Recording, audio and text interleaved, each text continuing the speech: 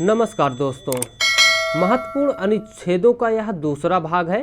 पहले भाग में हमने 320 तक अनुच्छेदों को बहुत ही विस्तार से देख लिया है। अब इस वीडियो में हम 320 के बाद के अनुच्छेदों को विस्तार से देखने वाले हैं। तो चलिए वीडियो शुरू करते हैं। अनुच्छेद 323A आपके एग्जाम में पूछा हुआ अनुच्छेद है। प्रशासनिक न्यायाधिकरण, यह अर्ध न्यायिक निकाय होते हैं, यानी कि जो सरकार द्वारा बनाए हुए ट्रिब्यूनल होते हैं जो किसी खास मुद्दे पर अपने निर्णय देते हैं, जैसे पर्यावरण से संबंधित या फिर सिविल सेवकों से संबंधित। इन पर जो भ्रष्टाचार के आरोप लगते हैं, इन पर जो आरोप चलाए जाते हैं, यह एक प्रशासनिक न्यायाधिकरण के अंतर्गत चलाए जाते हैं अनुच्छेद 323A के तहत। आइए देख लेते हैं अनुच्छेद 324, चुनाव आयोगों का अधीक्षण, निर्देशन और नियंत्रण। तो एक चुनाव आयोग में निहित किया जाएगा। तो ये चुनाव आयोग की स्थापना अनुच्छेद 324 के तहत की गई है। 325 के तहत कोई भी व्यक्ति धर्म, मूल वंश, जाति, लिंग के आधार पर किसी विशेष मतदाता सूची में शामिल होने या सम्मिलित होने का दावा करने के लिए अयोग्य नहीं होगा। तो इसका मतलब है 325 के अनुसार सभी को मत देने का अधिकार होगा। उसके बाद अनुच्छेद 326, लोकसभा और राज्यों की विधानसभाओं के चुनाव वयस्क मताधिकार के आधार पर होंगे। तो लोकसभा और राज्यों की विधानसभाओं के चुनाव वयस्क मताधिकार के आधार पर होंगे। उसके बाद देख लेते हैं अनुच्छेद 338। तो अनुच्छेद 338 SC और ST के लिए राष्ट्रीय आयोग की स्थापना का प्रावधान है।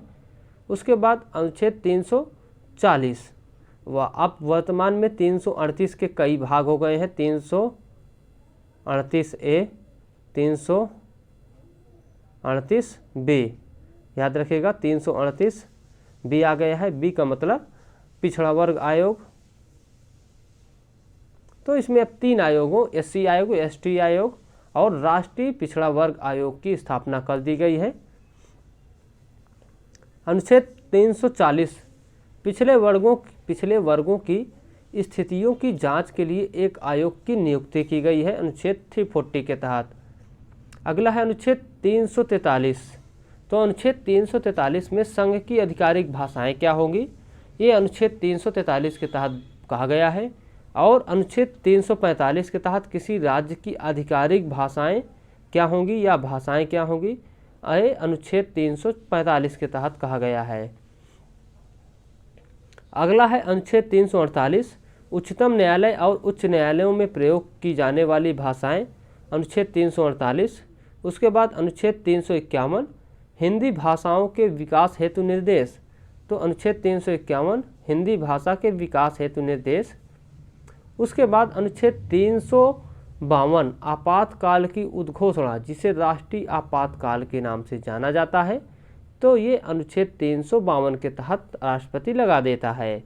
अनुच्छेद 356, राष्ट्रपति शासन, जब भी ऐसा राज्यपाल को लगता है कि राज्य में संविधान के अनुसार शासन नहीं किया जा रहा है, तो वह इस आशय का प्रस्ताव पारित करता है और राष्ट्रपति को इसकी सूचना देता है और फिर वहाँ पर राष्ट्रपति शासन लगा देता है। तो इसे राज्य आपातकाल कहा जाता है। उसके बाद 360, वित्तीय आपातकाल है। 360 को आप याद रखिएगा, जैसे कि जीरो बना है, जीरो का मतलब पैसा, 10 रुपये, 60 रुपये, तो ऐसे याद रखिएगा, वित्तीय आपातकाल।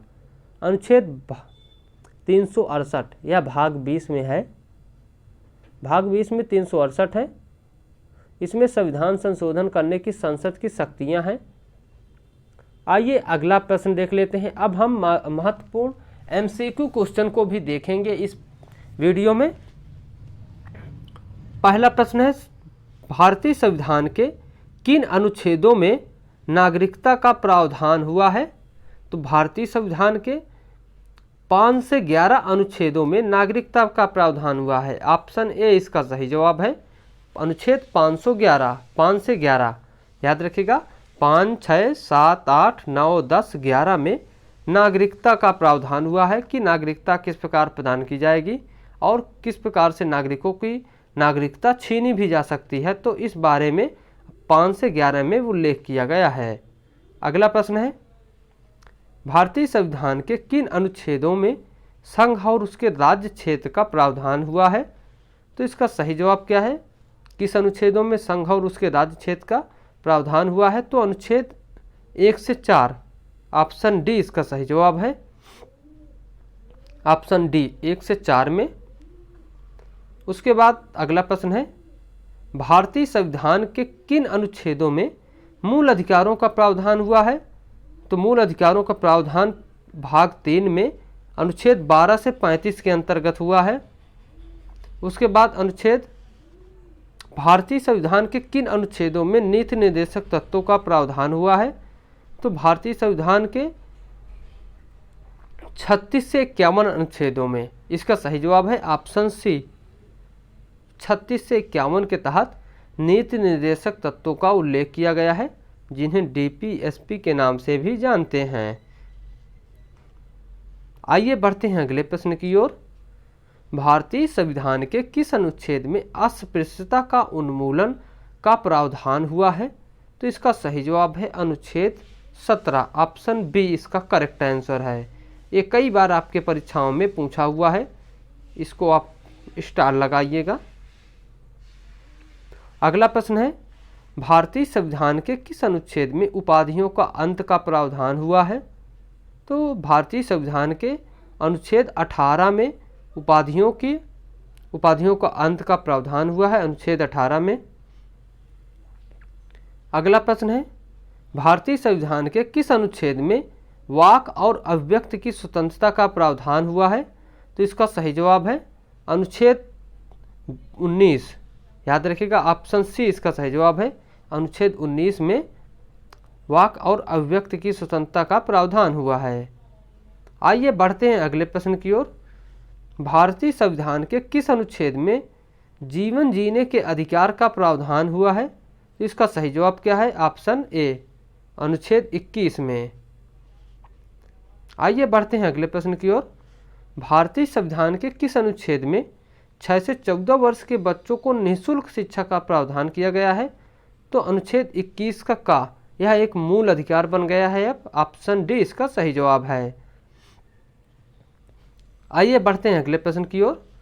भारतीय संविधान के किस अनुच्छेद में ग्राम पंचायतों के गठन का प्रावधान हुआ है?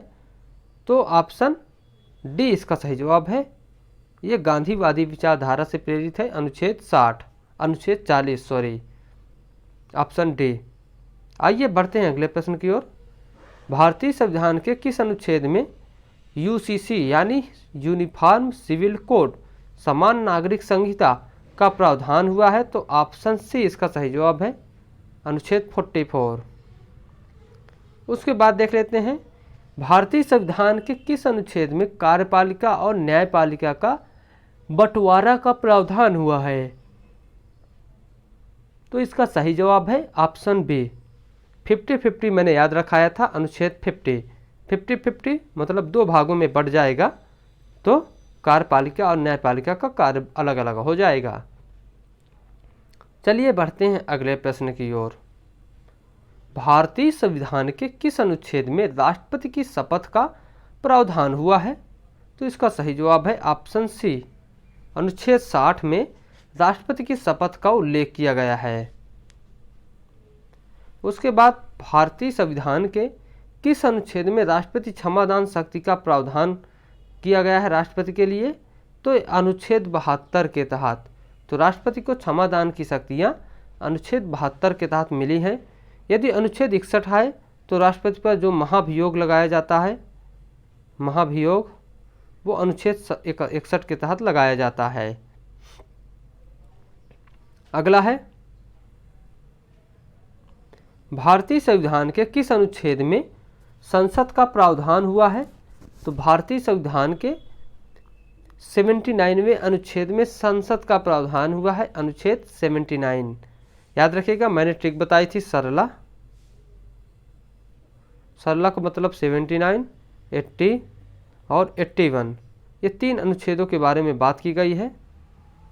उसके बाद भारतीय संविधान के किस अनुच्छेद में संसद का संयुक्त अधिवेशन का प्रावधान हुआ है? तो ऑप्शन ए, अनुच्छेद 108 में। उसके बाद भारतीय संविधान के किस अनुच्छेद में राष्ट्रपति की वीटो शक्ति का प्रावधान किया गया है? तो अनुच्छेद 111 में। उसके बाद अगला प्रश्न है, भारतीय संविधान के किस अनुच्छेद में राष्ट्रपति द्वारा जारी किए जाने वाले अध्यादेश का प्रावधान किया गया है? तो ये राष्ट्रपति द्वारा अध्यादेश अनुच्छेद 123 के तहत। ऑप्शन ए इसका सही जवाब है। यदि राज्यपाल का पूछा जाए तो कौन सा होगा? अनुच्छेद 213 होगा राज्यपाल के लिए।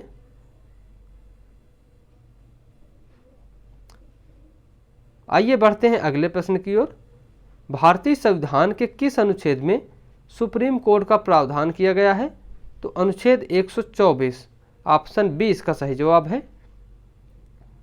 याद रखिएगा, राज्यपाल के लिए अनुच्छेद 213 के तहत और 143 के तहत राष्ट्रपति सुप्रीम कोर्ट से सलाह मांग सकता है।